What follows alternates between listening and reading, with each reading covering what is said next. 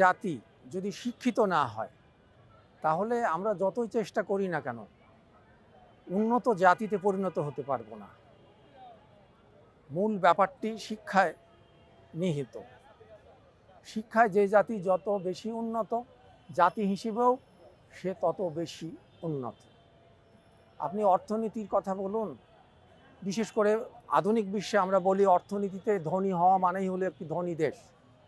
কিন্তু শিক্ষায় ধনী যদি না হয় কেউ, শিক্ষার ধন যদি মানুষের না থাকে, অর্থাৎ নাগরিকদের মধ্যে না থাকে, তাহলে অর্থনৈতিকভাবে ধনী হয়েও একটি রাষ্ট্র কিন্তু, যাকে আমরা সার্থক রাষ্ট্র বলি, তা বলা যায় না।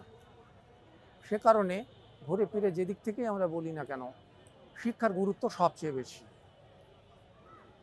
আমাদের এটা মানতে হবে।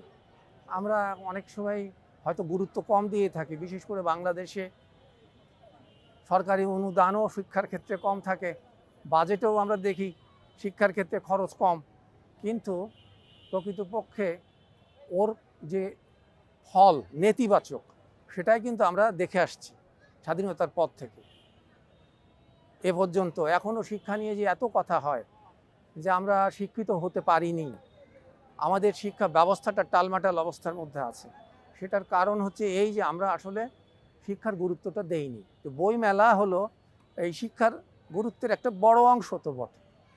শুধু স্কুল কলেজের পড়াটাই তো বড় নয়, পড়া হচ্ছে শেখা।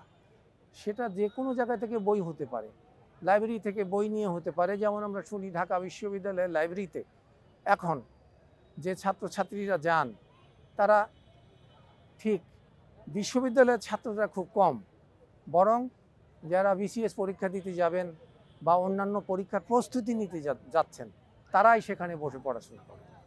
তো মূল শিক্ষা থেকে দূরে চলে যায়।